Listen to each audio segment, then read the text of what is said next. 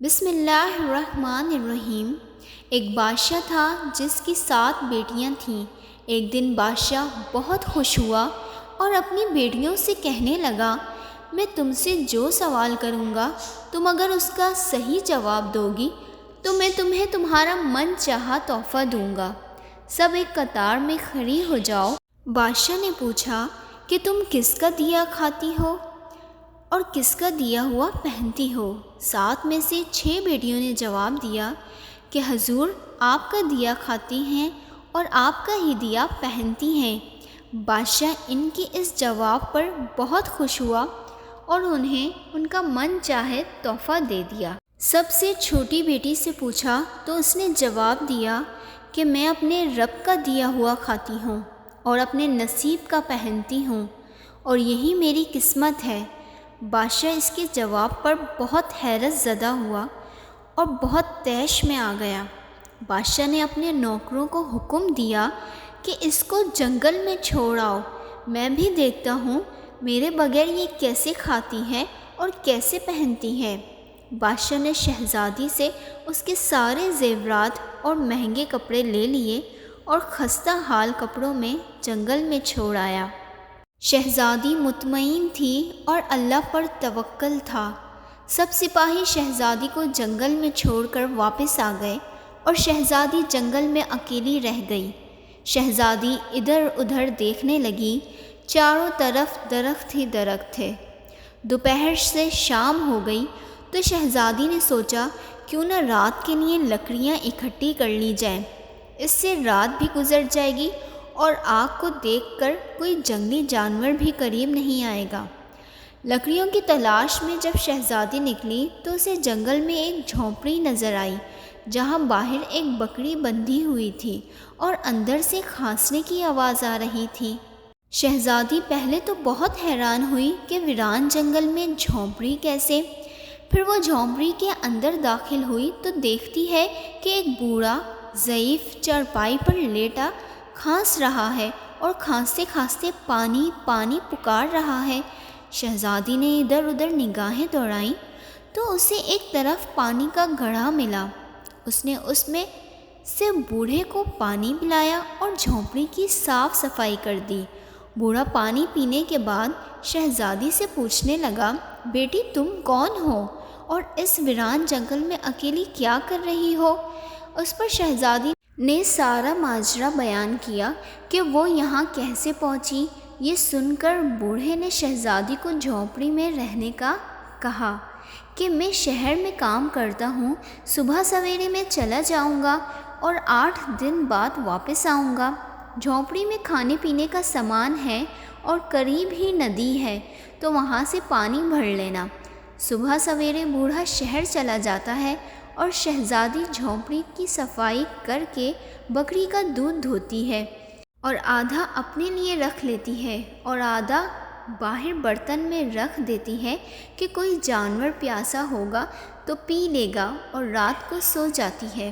صبح جب شہزادی اٹھتی ہے تو دیکھتی ہے کہ باہر دودھ کا پیالہ خالی ہے اور قریب ہی ایک خوبصورت اور قیمتی لال پڑا ہوا ہے جو کہ دیکھنے میں بہت قیمتی لگتا ہے اور اس کے ساتھ ہی سانپ کی نشان ہے۔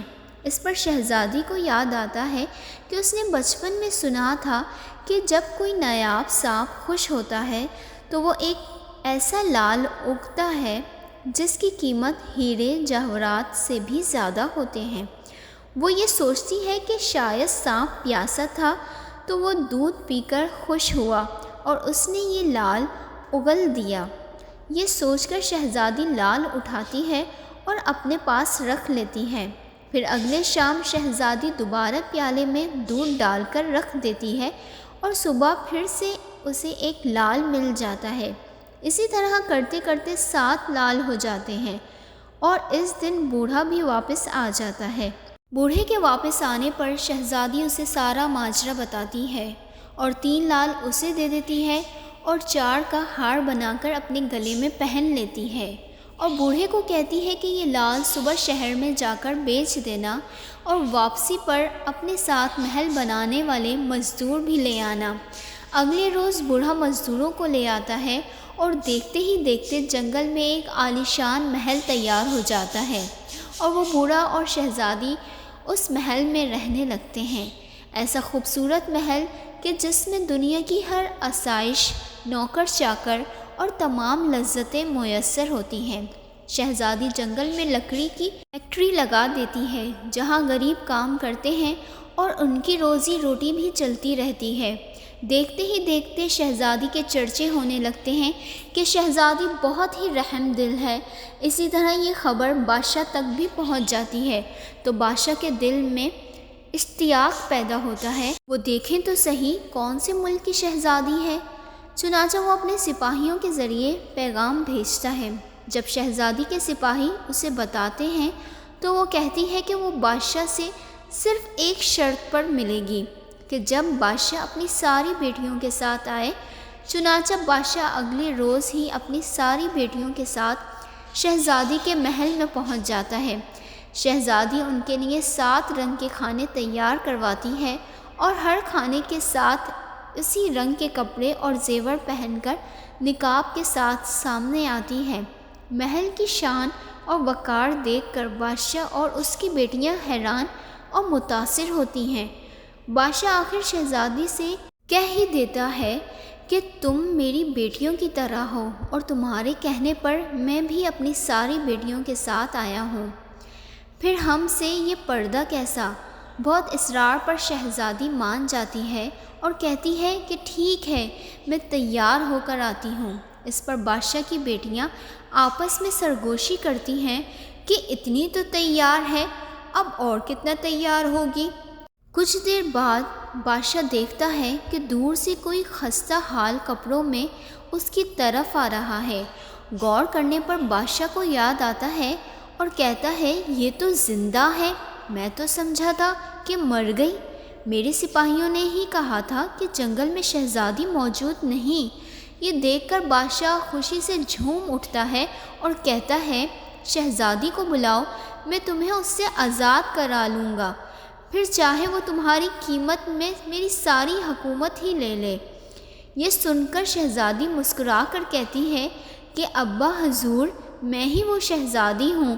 میں نہ کہتی تھی کہ میں اللہ کا دیا کھاتی ہوں اور اپنے نصیب کا پہنتی ہوں؟ بس اسی اللہ کا احسان ہے کہ مجھے اتنا عطا کیا کہ آج میں آپ سے زیادہ امیر ہوں۔ اس پر شہزادی انہیں بتاتی ہے سارا حال کہ وہ یہاں کیسے پہنچی اور دکھاتی ہے وہ ہار جس میں ابھی بھی 4 لال موجود تھے۔ یہ دیکھ کر باقی شہزادیاں دل ہی دل میں اس پر رشک کرنے لگی تھیں اور کہتی ہیں کہ کاش ہم نے بھی اس وقت یہی کہا ہوتا کہ ہم اللہ کا دیا کھاتی ہیں اور اپنے نصیب کا پہنتی ہیں۔ تو دوستو، ہمیشہ اللہ کا شکر ادا کرو، وہ جس حال میں رکھے اس کا ذکر کرو، وہ ذات کبھی بھی تمہیں اکیلا نہیں چھوڑے گی۔